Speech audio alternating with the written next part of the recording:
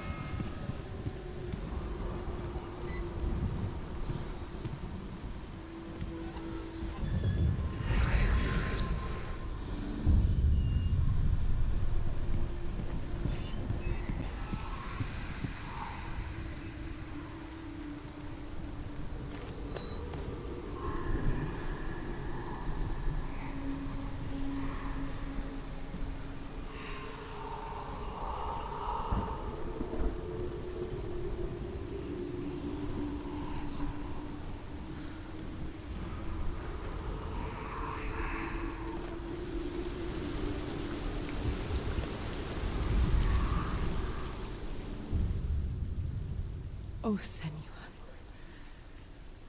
Your father does not hate me. He just fears the souls in the underworld. He cannot see that they are already afraid. But I am their healer, and I must answer their cries for help, even if it displeases him.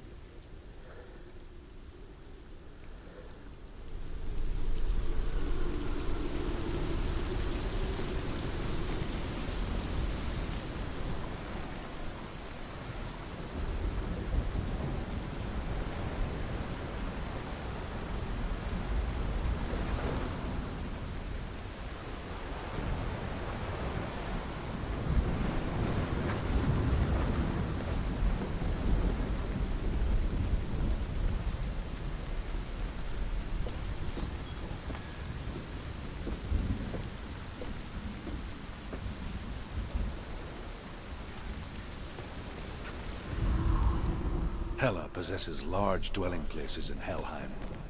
Tall are her walls, high are her gates. The name of her dish is hunger. Her knife is famine. On her threshold all will stumble.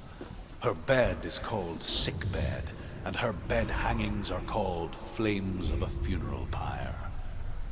They say she is easy to recognize, half black and half the color of flesh, and her face menacing and grim.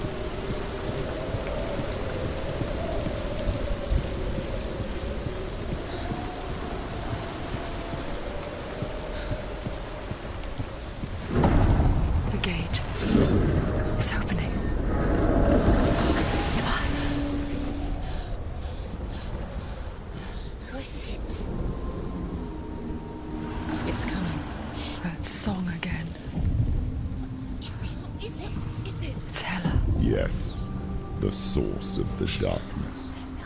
It's coming. This is your moment.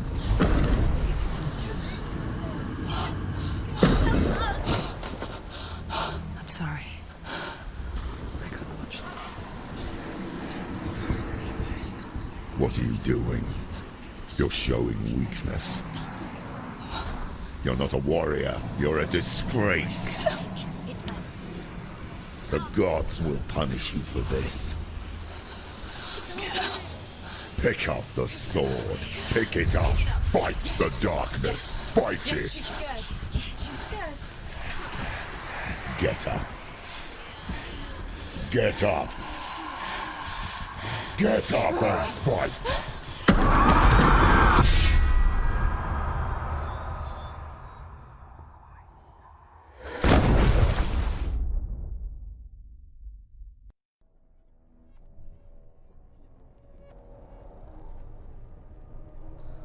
Stormy seas and lost souls. She's dreamt of this before. They say dreams are visions of our memories, thoughts and fears, as seen by our inner eye. But what if each one of us is always dreaming, even when awake, and we only see what our inner eye creates for us?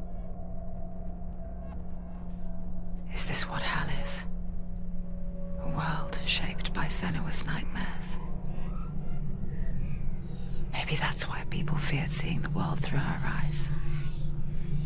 Because if you believe that Senua's reality is twisted, you must accept that yours might be too. You failed the gods. You're pathetic. Rotten. Cursed. What were you thinking? Did you really think you could win? How stupid can you be? So stupid. Everyone hates her. She's cursed. The shadow hates. Look at you. A warrior. Worthless. Weak. Pathetic. Go on. Feel sorry for yourself, because there is no one left to do that for you. Everywhere. You failed. What's that? Take it. If you're too much of a coward to fight, then end the suffering.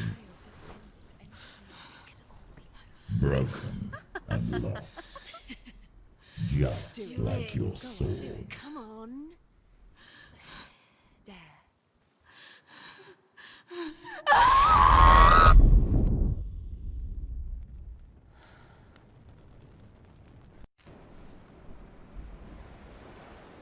Why go on when you give everything and face that which torments you, only to find that it is worse than you could have imagined?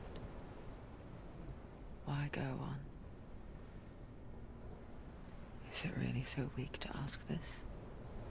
Or are we just so afraid of the honest answer that we do not dare pose the question? Sometimes the answer lies in a memory, a feeling, song.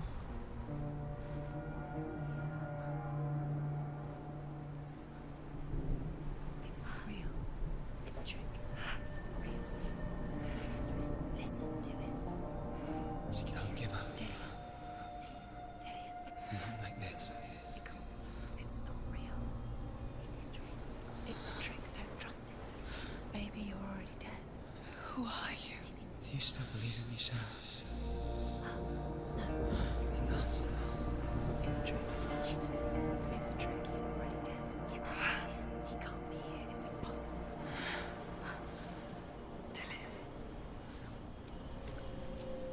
Come to me. Please.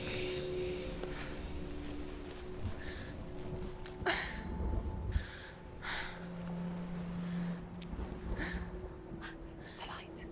Go towards the light. It's him. There he is. It can't be him. It's just a trick. It's in your mind. Yes, no, he's here. It's in your It's mind. him, it's real. It's happening. Go towards it.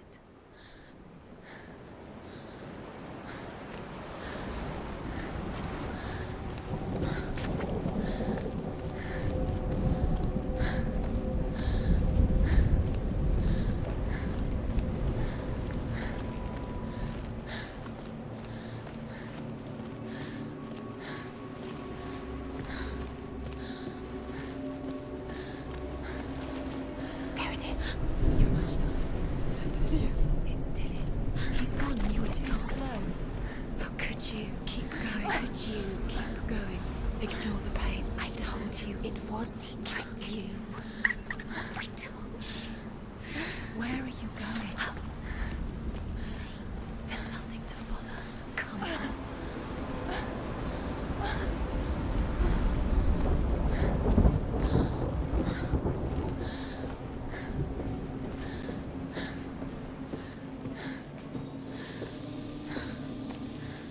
Before she first met him, she was not in a good place. Just a teenager, but not like the others. Barely functioning, she rarely left the house. Her father's in-bell made sure of that. Only occasionally did she venture out on her own, collecting firewood and herbs. Errands out in the Orkney Plains. That was her world. Like this one. Barren and lonely.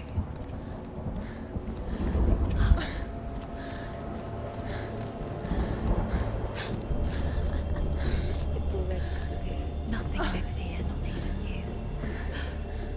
It's in your mind. You think you can see it, but it's in your mind. There he was. The lone figure of a boy. Swordplay under the shade of a tree. Where is he?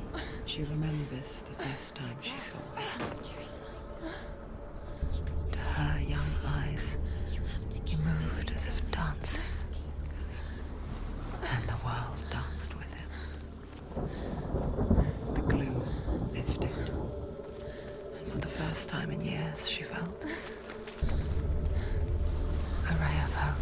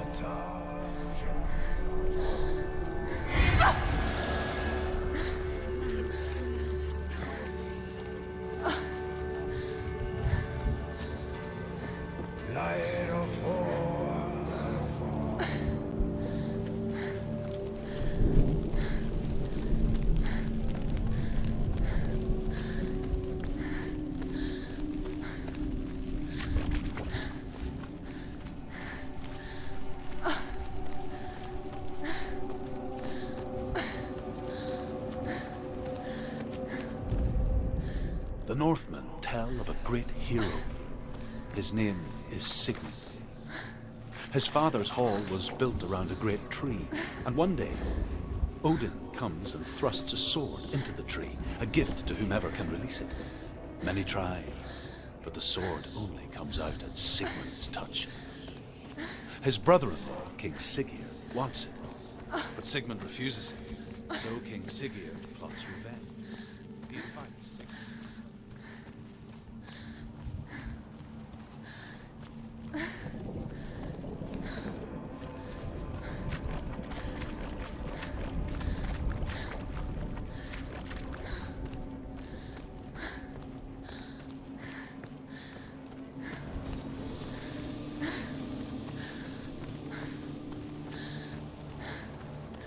Day after day, watching from afar, she mimicked him, perfecting her own secret dance, wishing those fleeting moments of light would stretch out to last forever. It's a trick. It's an illusion. It's not real. Do you really? You want to believe it's real, but it's a trick. You're deluded. Where are you going?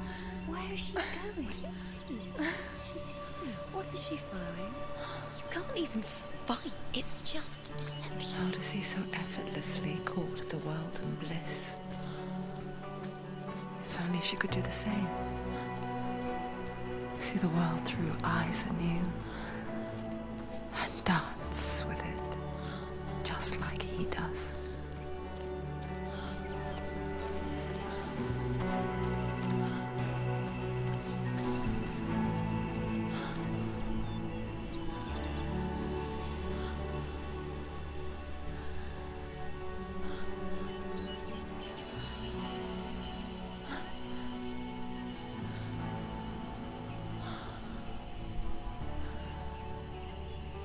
What's your name? Senua. I haven't seen you before. I don't leave home much. Oh, Zenua's daughter. I have to go. Wait. Who taught you to fight like that? No one. No one? Well, I watched you, and You learnt all of that from watching me? You should become a warrior, you know. me? I'm Dillian. I'm here for the warrior trials. Just come and watch. And bring your sword. You can't put it into words. That moment when you look into the eyes of the one who is supposed to reassure you, make you feel safe. It only takes an instant. Fear swallows you before you have a chance to make sense of it. And darkness becomes a part of who you are. You killed him. But her world changed the day the Northmen took him from her. Senua knows that there's no going back to how things were. That there's nothing to go back to at all. Stay still, stay quiet, hide, don't tell her. Their gods can see into your mind. They will use this power to destroy you. They won't stop me. I can still feel him. Whatever's left of him, they will never let him go. I'm not gonna let him rot here. You're the one rotting here. Leave me alone. You will die here. No. And all your suffering will have been for nothing. Shut up!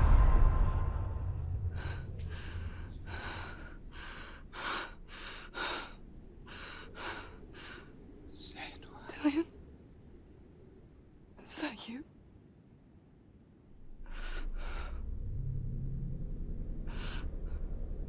I'll find you, my love. I promise.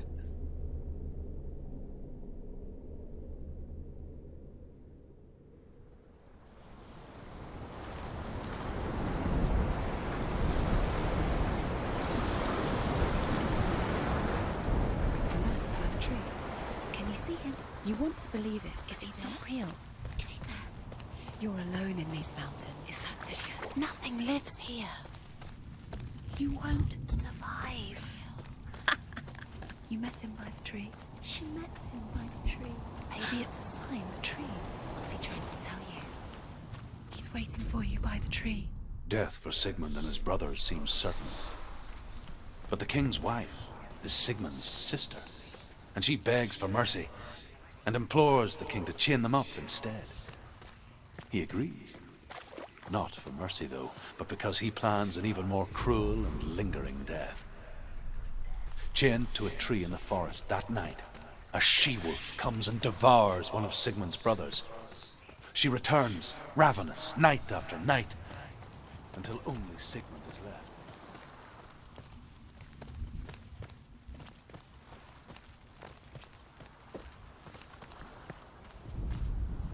As the she-wolf licks the sweet honey from Sigmund's face, he bites the wolf's tongue. The she-wolf pulls away, but Sigmund holds on. The chains break, and he is free. After his escape, Sigmund lives.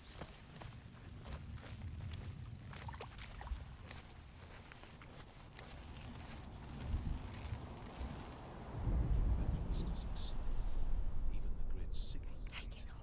A sword. So she sends her son. Take it. Their blood.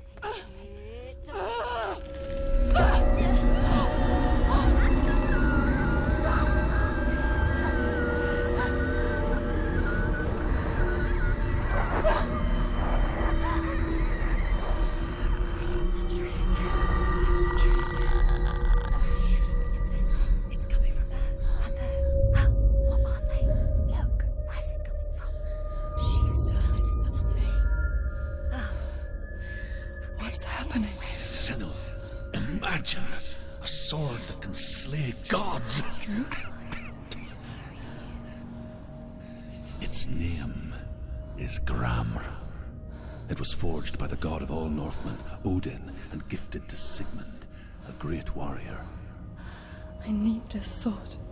It's important. Can you help me? The sword appears whole, but it is an illusion. It shattered into shards long ago. It is said a great warrior can reforge Gramr by answering the trials of Odin, one for each shard. The roots of the Tree of Death will take you to new lands, where you will face the trials. Go to the shard. What's the shard? Find it. It's the metal runestones. It's in front of you. Find it. The metal, the runes. You need that sword. Go to the shard. Where is it? Find it. There it is. Focus. There's the shard. Focus. Focus. Use your eyes. Look. Get closer. What can you see? A king in the north forced the dwarves to make a sword that would never fail and never rust, and that would slice through iron and stone and bring victory to its bearer. But the angry dwarves cursed it. It would be the death of a man every time it was drawn, and it would be the death of the king. Let me tell you about the sword Tyrving.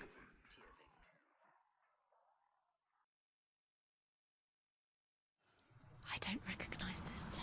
Where are we? Where is she? It feels wrong. Where are we now?